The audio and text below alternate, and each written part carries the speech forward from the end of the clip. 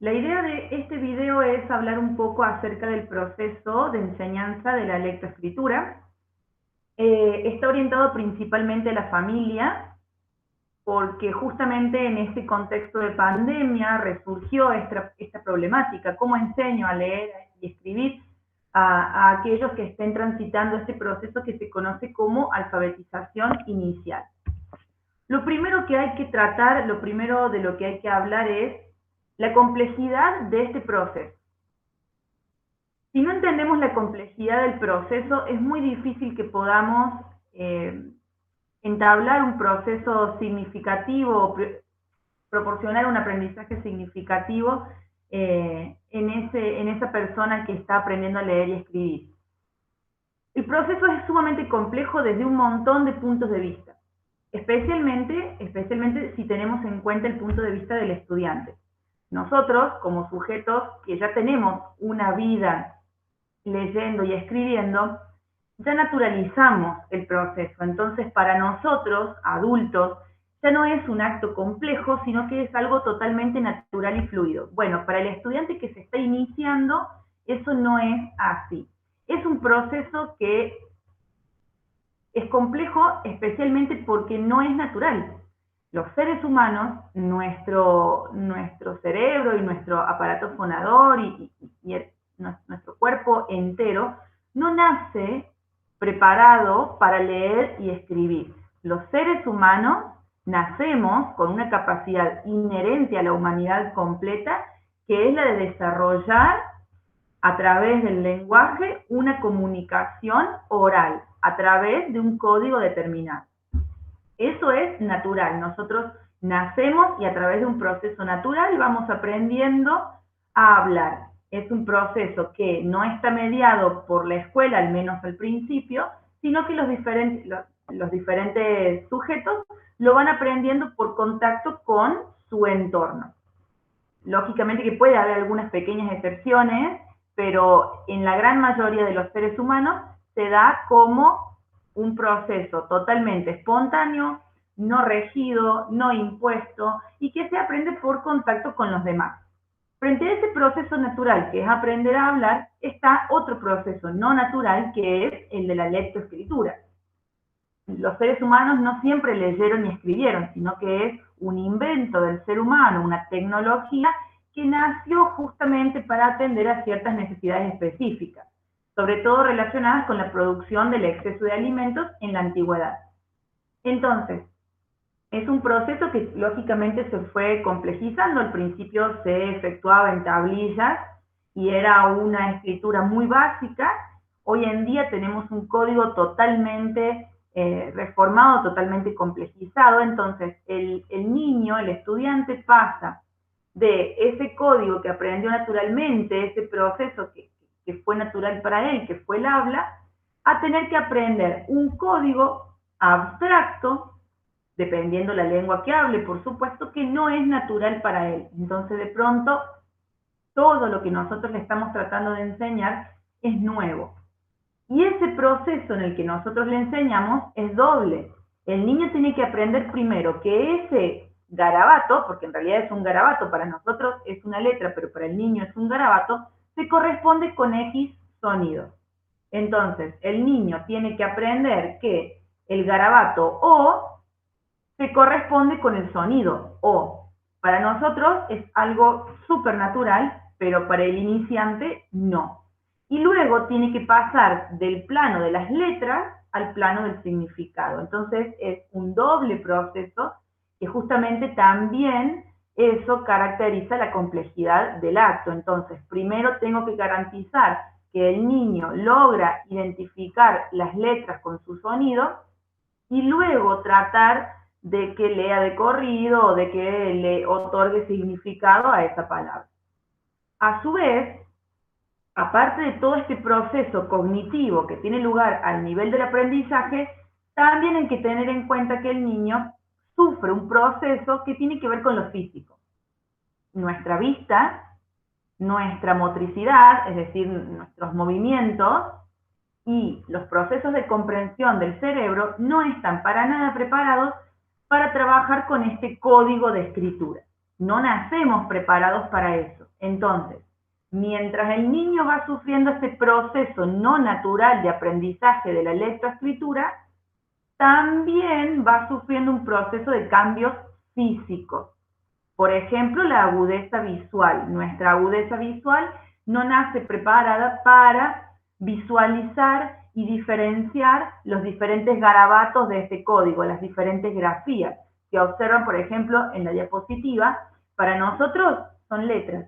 Para un niño, un estudiante que se está iniciando en la lectura y en la escritura, son dibujos. Entonces la agudeza visual va sufriendo cambios, al igual que la motricidad fina. No es lo mismo hacer trazos indistintos, un dibujo, a trazar este tipo de grafías sumamente complejas y que en algunos casos la diferencia es mínima. Entonces, eso también tenemos que tener en cuenta cuando hablamos de enseñar a leer y escribir. Volvemos a lo mismo, para nosotros es sumamente natural, para el estudiante que se está iniciando, no. En cuarto lugar, también se puede visualizar como dificultad que hay muchas metodologías para enseñar a leer y escribir.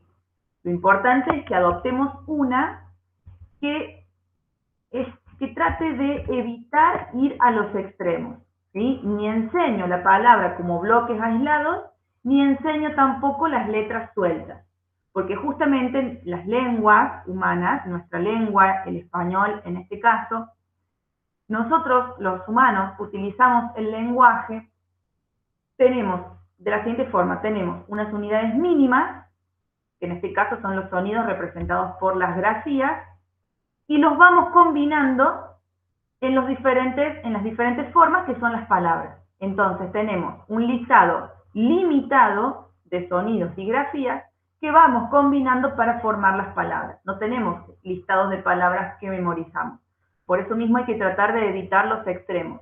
Ni le voy presentando palabras como si fueran bloques que tengo que memorizar, ni le voy presentando los sonidos sueltos, sino que la idea es que el estudiante logre comprender que una letra se corresponde con un sonido y que esos se van combinando para formar las unidades mayores que son las palabras. Algunas sugerencias para la familia. ¿Qué pasó en pandemia? La mayoría de las familias y algunos tutores y algunos docentes iniciantes en esto se encontraban con que, bueno, se sentían poco capacitados para enseñar la lectoescritura, especialmente las familias. Nosotros como familia no hacemos un curso sobre alfabetización inicial. Entonces, bueno, algunas sugerencias para la familia en este momento. Lo fundamental es acompañar la enseñanza escolar, es decir, que la familia se configure como complemento de la escuela. Y esto no debería ser solo en pandemia, debería ser siempre. ¿Por qué? Porque la alfabetización inicial es un proceso que debe visualizarse como algo integral. Es decir, se da en la escuela, pero la alfabetización es un proceso social que no debe quedar en la escuela, sino que debe continuarse en la casa con la familia.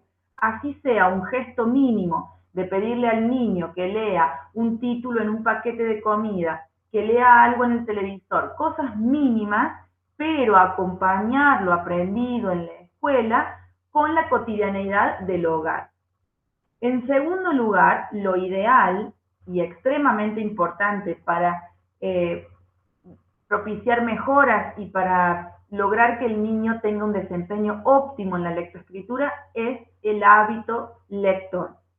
Lo mejor que puede hacer la familia para acompañar el proceso de lectoescritura del niño es generar un hábito lector, que no esté asociado con la obligación, es decir, no genero un momento incómodo de presión o lo planteo como algo de castigo, sino que el niño debe poder interpretar ese momento de lectura como un momento de entretenimiento, como un momento placentero.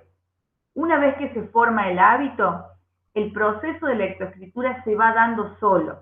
La lectura es fundamental, fundamental. Quizás no todos los días, quizás los fines de semana, día de por medio, lógicamente dependiendo de los tiempos de cada familia.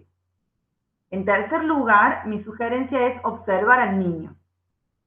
observar qué saberes previos tiene, enfocarnos en lo que sabe hacer y no jamás en lo que le falta.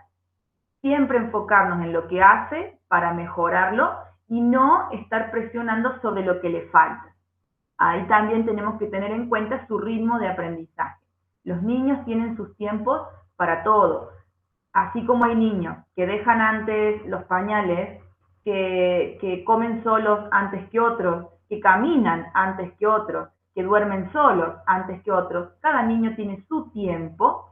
En este caso es exactamente igual. Los niños tienen su tiempo particular para este proceso de aprendizaje. Entonces, no es para nada productivo compararlos con otros niños o presionarlos en el momento en que se esté practicando la lectoescritura. ¿Por qué? Porque el niño va a asociar ese momento de lectura o de escritura con la obligación, con el castigo, con la incomodidad, con la presión del adulto. Entonces, lo va a asociar con un momento no grato y lamentablemente esta idea le va a durar el resto de su vida.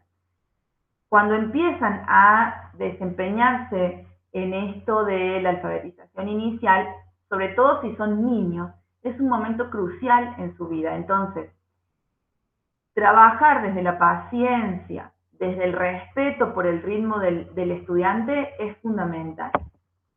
Además, también es interesante mostrar la funcionalidad de lo que se aprende. Es decir, si leemos textos literarios, que sea evidente que lo hacemos por placer y no por castigo. Si leemos o deletreamos o miramos textos que no sean del plano literario, como por ejemplo una receta, un titular en el televisor, un título en el celular, algún manual de instrucciones, que sea claro para qué lo hacemos. Bueno, vamos a hacer esta receta. Primero tenemos que leerla. Entonces, que el niño perciba cómo utiliza el adulto la lectura y la escritura en la vida cotidiana. Entonces, eso va a generar que el niño desarrolle mayor interés en practicar la lectura y la escritura. Es decir, si los adultos no nos planteamos como modelos de lectoescritura, es decir, si el niño nunca nos ve leer, nunca nos ve escribir, lógicamente que no les van a hacer hacerlo tampoco. Y por último, con respecto a los ejercicios, hay que tener cuidado con los ejercicios que suelen divulgarse en internet. Lo más lógico es trabajar con lo que el niño trae de la escuela. Si nosotros como familia percibimos que es poco, ampliarlo, pero con ejercicios similares, ir trabajando por etapas. No se aprende a leer y escribir de cualquier forma y en cualquier orden. Hay letras que se enseñan primero, hay ejercicios que responden a diferentes objetivos, por ejemplo, ejercicios que son orientados para mejorar el trazado fino, ejercicios que son orientados para mejorar la fluidez lectora. Entonces, lógicamente que cada uno de esos ejercicios va a ir en una etapa precisa de esa alfabetización inicial. Y también recordemos, especialmente si hablamos de niños en edad de la alfabetización inicial, siendo desde sala de 5 hasta segundo grado, tenemos que hablar de la importancia del juego, que se perciben todos los contenidos que el niño va a ir trabajando, pero también en esto de lo lingüístico. Es decir, hay muchos ejercicios de juego lingüístico. Trabajar con los colores, trabajar con canciones. Es decir, que eso que estamos practicando sea atractivo para el niño. Volvemos a lo mismo, que no sea un momento de estrés y tensión, sino que sea un momento atractivo en la medida de lo posible. Entonces, como familia, lo fundamental es acompañar lo que el niño va desarrollando en la escuela, o con su tutora, o con la seño de particular. En todos casos, también leer algún material, no estar sacando de internet ejercicios porque sí, sino consultar con algún profesional de la educación, ya sea la docente, ya sea algún tutor, alguna docente particular, o bien en bibliografía sobre el tema. Especialmente porque esta etapa de la lectoescritura es fundamental y va a marcar el desempeño lectoescritor de esa persona para el resto de su vida.